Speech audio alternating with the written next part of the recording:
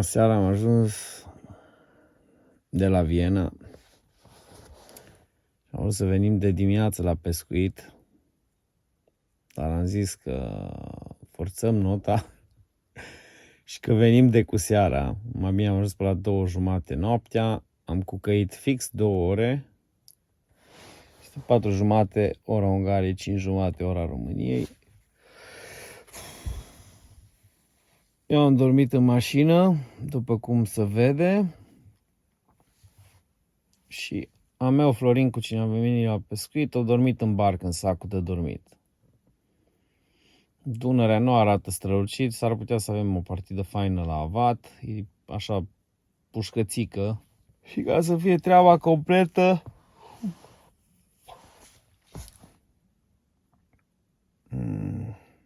s-a schimbat și prognoza, s-ar putea să înceapă să plouă de astăzi. Mi-aș picioarele. Beau o gură de cafă și hai să dăm la pește, băieți! Oh, uite ce la el. Uite, uite, uite, uite ce la el. Ăsta, să vedeți voi, actiat la pescuit. Și de la Sebiș. Vedeți acum accent puternic ardelenesc. E pe mea junică bea, bă. Mi-am pus la cap. Nu putut să ies. V-am zis eu, accent, nu glumă.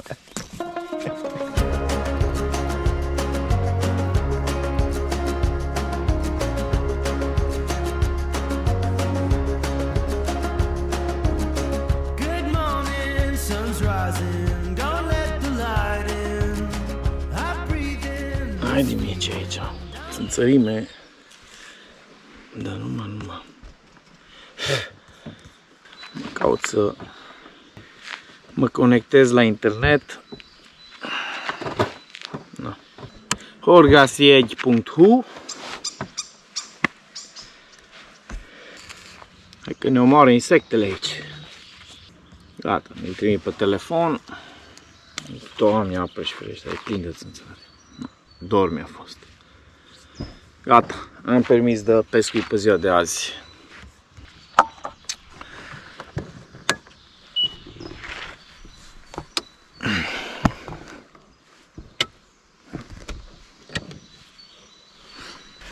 Ai calendarul și vezi ce astăzi, 5 iunie. Zang X. 6 iunie, Zang X. Gata. Să reușim. Bagă-l acolo. Hai că reușim. Numai să prindem, mai vrut să zici, cred că. Numai să prindem niște pești. Na bun. Secret, foarte important. Când băgați barca la apă, nu uitați să puneți dopul. Cel mai important lucru. Ai de mie.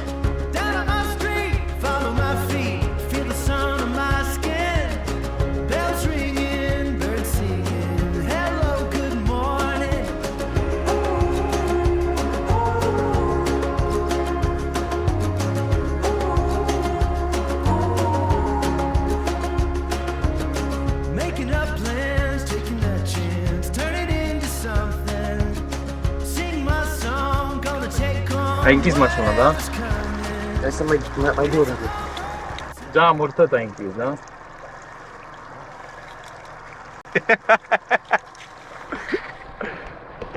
Mai fă o dată, cum ai zis? Da. Nu, cum ai făcut? Cum ai făcut? Da. Da. Da ce? Da. Dragii mei, începe un nou episod pe canalul de pescuit Asava Fishing de pe YouTube. Las pe Florin să-și tragă firul pe mulinete, nici măcar fir nu-și ține pe mulinete. Până să intrăm pe apă, o scăzut apa și acum dintr-o dată văd că este pe creștere, vin butuci. Apa e cam pușcățică așa. O să fie grozav. Important este să prindem câțiva pești, să nu plouă până diseară pentru că vrem să dormim pe barcă. Și cam atât. 0 răpeli, 0, 0, 0. 0, 0, 0, 0. Uite, l-ai văzut? Îi dau ancor aici. Este locul. luat? Văzutul ai.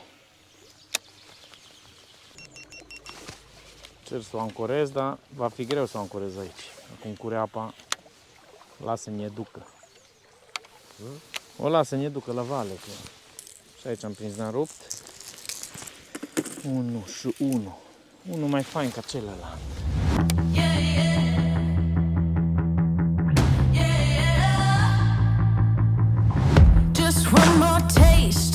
Vrei să vă apăsă Nu prea. De-aia mă... Tătuit să văd. Zi, eu mă curc. Nu știu cum să spun, dar eu mă curc, hă? Ai vrut să-mi spui. Nu.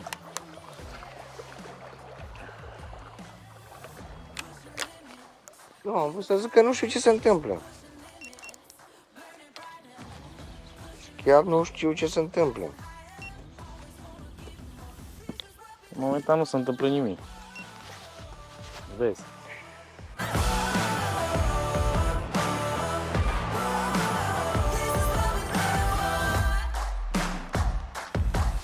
Am avut o atingere. Ori băgare în fir, ori atac de șorău. Pește! Sau creangă! Sau pește! Pește, mă! Uite aici, mă! Peștele, mă! Șalei de piatră aici. Uite ce șalou de piatră faină. Am pus un bast din ăla micuț. Ăsta pot să-l prind de buză, mă. De buză pot să-l prind. Uite ce frumos e șaloul ăsta de piatră, mă. Uite ce frumos e. Uite, poate mai prindem câțiva. Hai să nu ne precipităm. E primul pește. Ideal ar fi fost să prindem niște avați. Am stat după avați am venit, dar uite și la ăsta ce frumos e. Trebuie să înceapă de undeva o partidă minunată. Nu, Florin? De undeva trebuie să înceapă. Am avut un atac, după care am mai avut un atac, care a fost cu P-E și T-E. Hai. Și încep lucrurile frumoase. Cu un atac.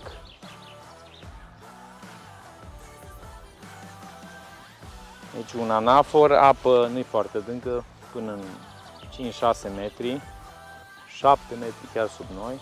Pregătesc și bățul de spinning, de altă dam fir ceva mai subțire pe el.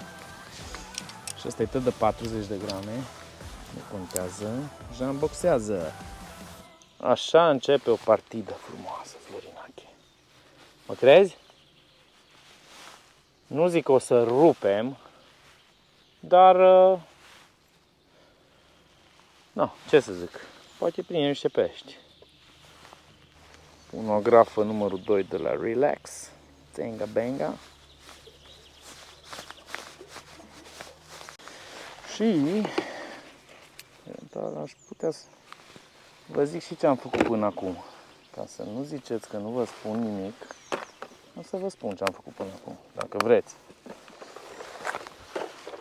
Voi presupune că vreți să vă spun. Ia să încerc și cu niște soft vibe-uri.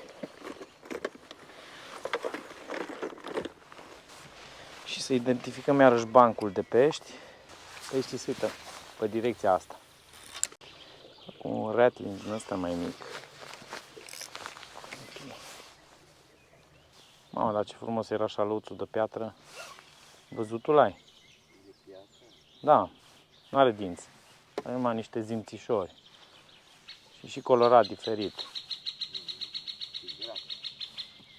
Și grăsuț ca un bibenel. Iar mi-a dat și mi-a încălcină Luca. Până acum am luat malurile la rând. Am live scopul montat, într-adevăr. Și într-o zonă am văzut mai mulți pești care păreau a fi niște șalei mai mici. Am schimbat de pe wobbler, care dădeam după avat. Am trecut repede pe o gumă. Cred că 2 mâini am apucat să dau. Și am prins un șaluț de pietruță. Mai trebuie să văd dacă mai prindem. Cine nu atacă? Avații? Vreau că e pe creștere apa. Văd că nu mai vine mizerie, s-ar putea să se regleze mai pe seară. Iar odată. Cu vibe din ăsta, soft vibe. Fel de cicadă cu corpul moale. Să-i pun imediat o gumiță, că pare să aibă mai multă încredere în gumițe.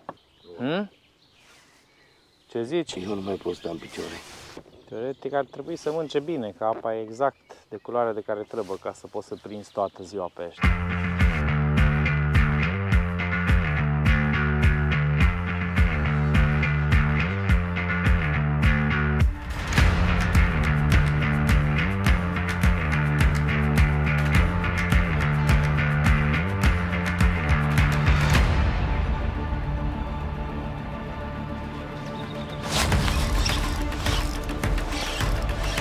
Este pare mai mare, la cum vine de greu, pare chiar frumos și-o și dat bine.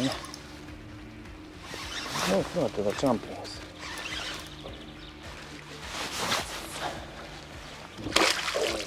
Un șalou frumos chiar. Se tot plimbă pe pragul ăsta din fața noastră. Pe Diamond l-am ginit pe ăsta, am pus o nălucă ceva mai mică. Am dat-o mai larg, de curentul mai puternic și ăsta o dat chiar așa cum trebuie. Poate îmi face și Florin o poză. Faci Florin o poză. Până la urmă vin după vat, dar nu mă deranjează nici dacă prindem niște șalei frumoși. Nu, revin, băi băiete. A plecat, bravo.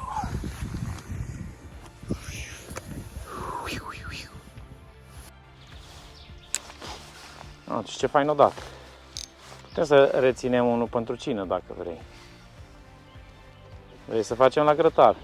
Andrei, nu vai, tu mai mult răci. Dar și ce dacă vine? Unde stăm?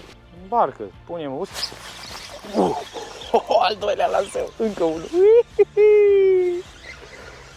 Dormi acolo, Florinache, bată-ce sfinții.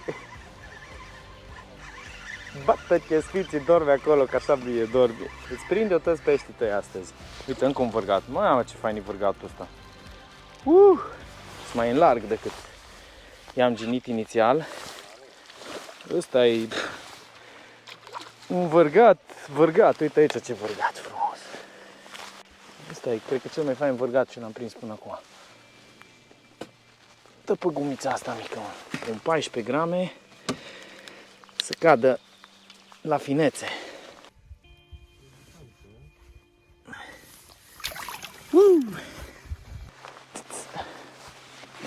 Fir mai subțire, că de-aia am pus bățul ăsta. Opa! Nu te du de pe loc, că fac atâți draci.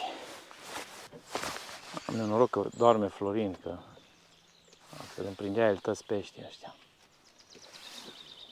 Să cadă fâlfâită. Fâlfâită. Să dau și cu o gumă mai mare. Momentan văd că le-a plăcut Diamondul ăsta micuț de 6 cm, 6, ceva centimetri. Dacă mai prind acum unul, mă mai interesează de avați. Și ar cam trebui să mă intereseze. Aș prinde niște avați și deschide sezonul la wobbler. Mai în larg trebuie să dau, n-am dat bine.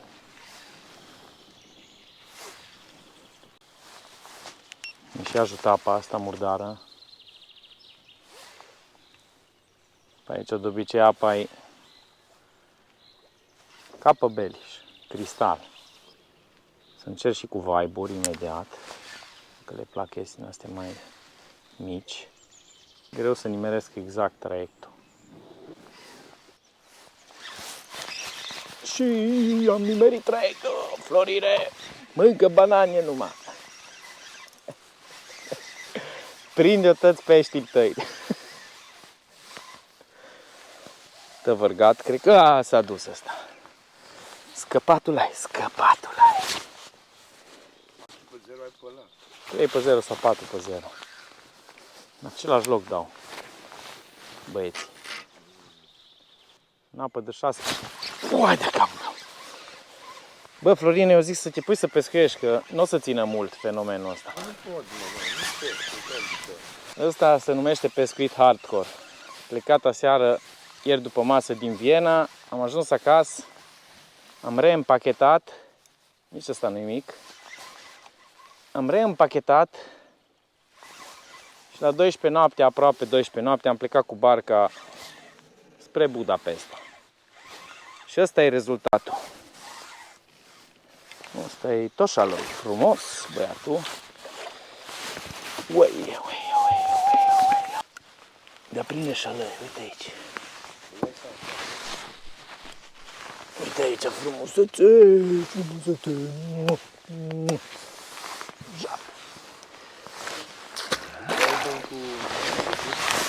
Galben cu sclipici.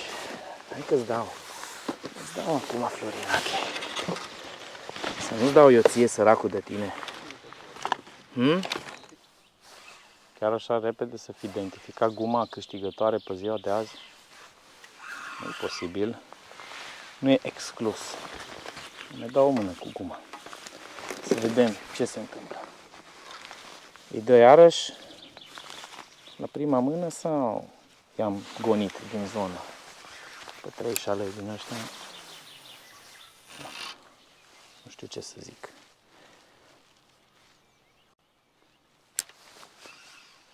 Mamă, dar ce ciocane.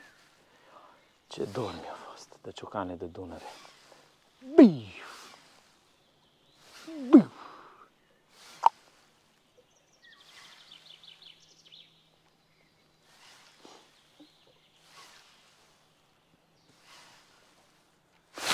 Extraordinar, am pus guma înapoi arme, dar la prima mână. Florinache, nu știu ce faci, dar ceva nu faci bine. Știu că ești obosit. Mamă, ce răpeală. Ai de cap, mă. Ce răpește un avat în spatele meu. Mă părea mai mică asta, dar văd că vine iarăși greu. Foai, dar ce vârgați, fratele meu. Dă mai Marius. Fii atent cât e ăsta, Florine. Vârgat. Ai de capul meu. Bă, crezi că mă da și n-am... Nu poți să înțepi, a? Deci la Florin i-a dat și lui, doar că el nu poate să înțepe. Deci am dat cu Ratlin, prima mână am pus asta înapoi, iară mi-a dat. Frumusețe, frumusețe. Bine că am un plic de gume din astea, pentru că altfel putea să nu le fi plăcut ceva. Văd ce răpește aici în spatele nostru și văd că nu mai vin buturci pe Dunăre. E un semn bun și zic că vom avea o partidă uber mega reușită.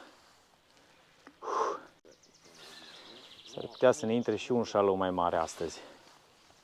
Dacă dă și pe lanseul ăsta e măcel, măcel, măcel! Pe 12 grame, da.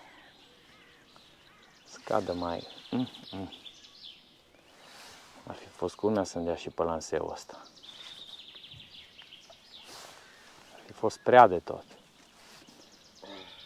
Ați mai în larg decât am crezut că sunt. Noi diseară vom dormi în barcă și vom face un grătar, o ceafă. Am văzut un loc exact cum le vedeam pe alea în Dunăre, cu multe puncte din alea mici pe substrat, care am zis că ăștia par a fi strapazani. Nici șalei de piatră tot la 1 kg și ceva bucată. Graș ca porcul.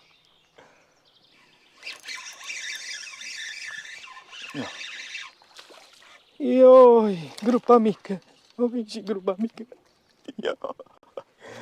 Grupa mică. Da, ragul de tine. Trimit eu pe maică ta. Și pe ce-o trimis pe maică ta, trimit eu pe bună ta și după aia și pe tată tău și pe bunul tău. Ai înțeles? Extraordinar, mă, dar ce mă șicanează avatul ăsta, incredibil.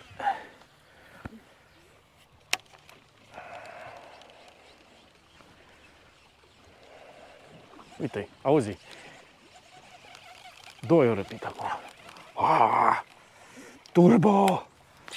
Dai pe turbo! L-auzi și popărul meu. Atunci s-a activat mai tare.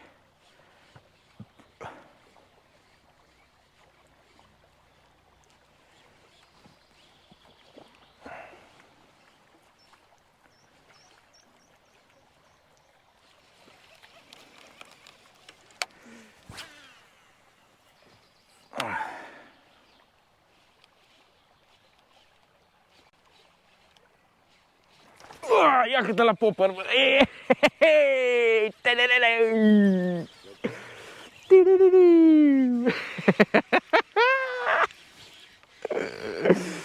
Doamne, cum o dat.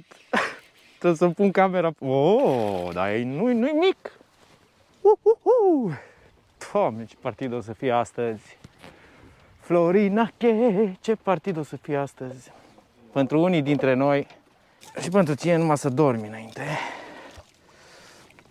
O, da! O, da! O popăit-o de numai. Poperele de la Iozuri. Cum e apa acum mai pușcată, am ales unul din ăsta cu gura verde fluo.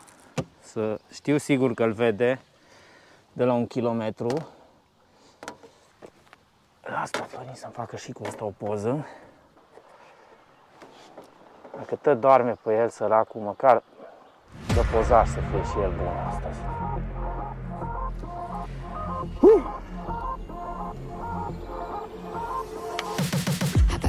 Uai, m-a bătut și vântul direct din spate.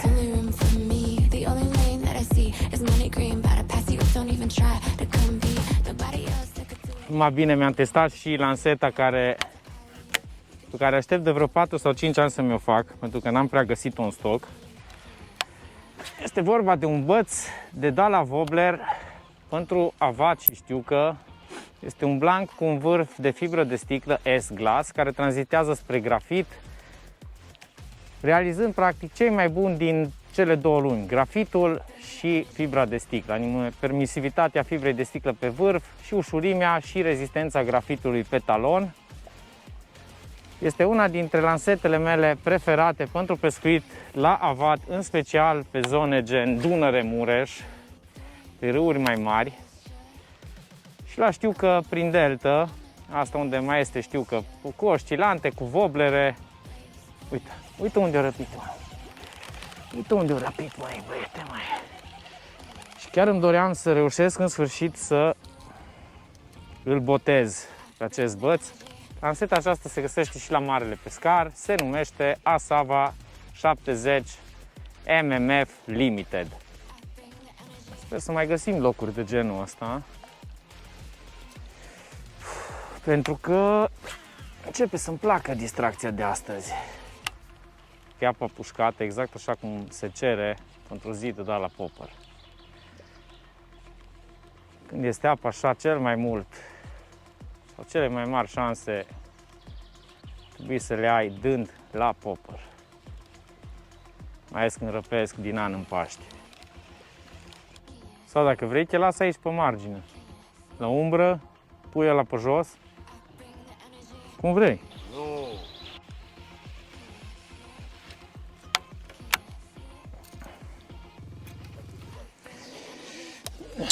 Pun iarăși guma aia cu care am prins. Să văd dacă întâi lanseuri sunt aici, dacă nu, mergem mai departe. Pe aia vin eu și mai caut. Caut eu și pentru tine.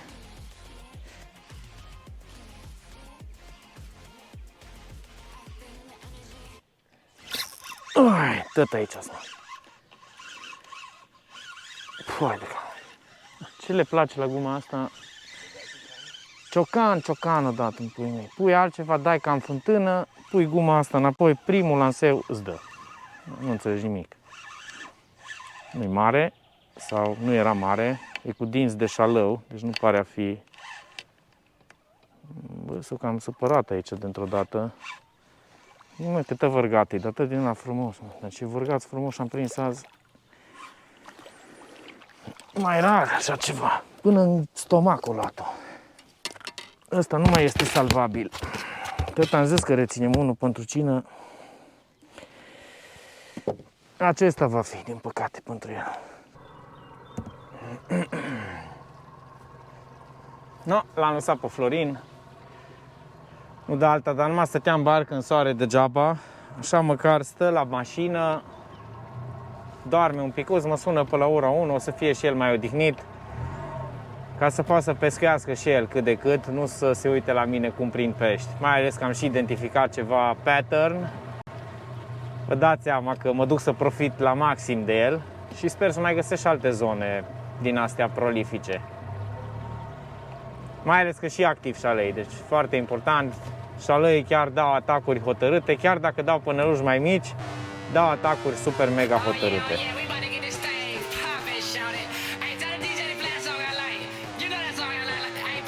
Yeah, I'm ice cold, freeze. Give me a little more, please. Fly like the birds and the bees. Pose for the pig, cheese. Say cheese, say cheese. Pose for the pig, cheese. Say cheese, say cheese. Pose for the pig, cheese. Hit the snooze button on the bedside. Had a late night on the red eye. Let me pull over at the rest stop. Gata, pot să vin? Sună-mă înapoi să știu ce fac. Bine? Hai, ciao.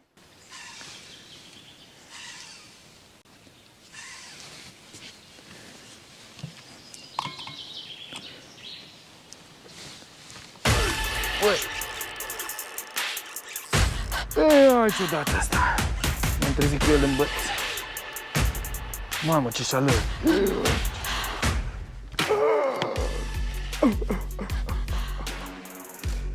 Hai să nu scapi. Am forțat un picuț. Hai că intră în minciogul de păstrăv. Ai de capul meu.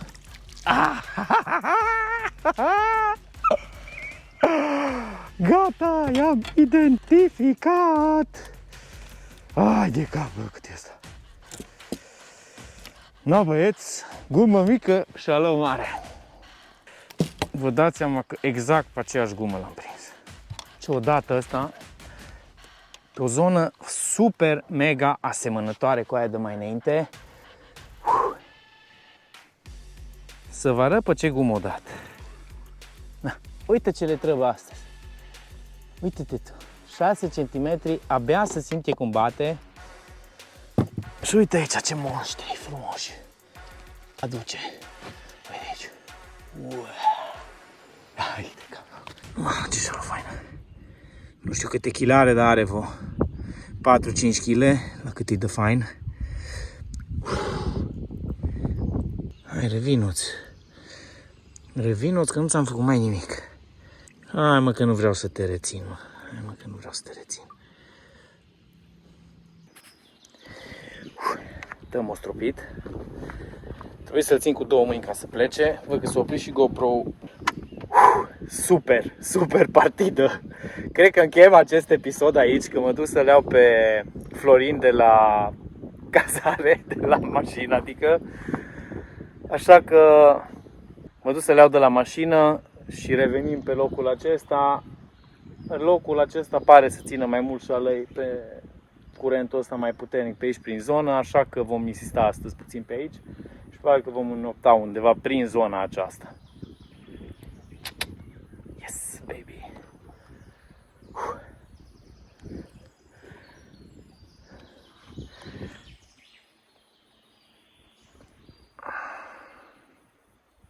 Explicați-mi voi mie ce le place la guma asta așa de mică. În principiu am venit să pescuim după avat, dar după cum vedeți, avații ne dau ignor total.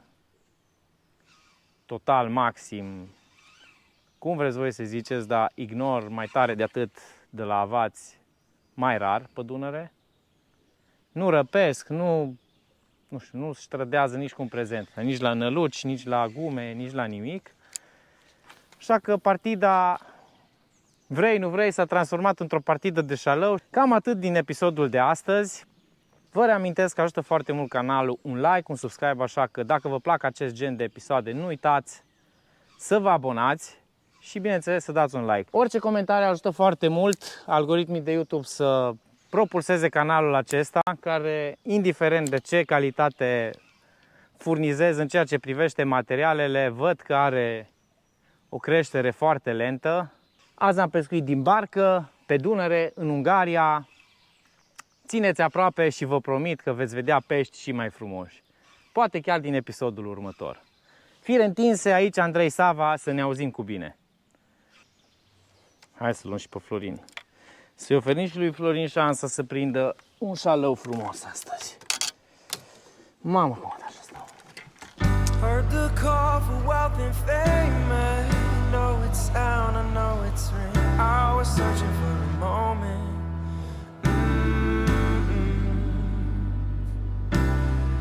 Caught my ear with shiny words and promises to give me a word. My identity is broken.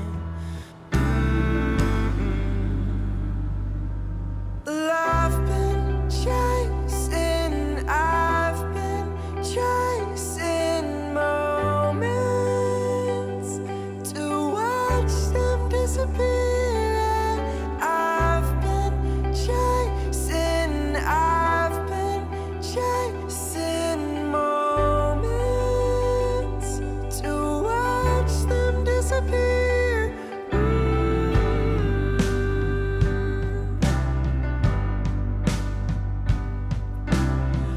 This ain't no, this ain't right. I met my goals. Exact acum am pus cusa pe barcă. Ăsta e rezultatul. De asta plecăm acasă, pentru că așa va fi de astăzi, de acum până mâine seară cel puțin. Pe toată săptămâna. Cum zici, Florin? Toată săptămâna o să fie așa. Așa frumos? Așa frumos. Cum suntem noi. Oribil. Am dai de calul. La fix am ieșit de pe apă.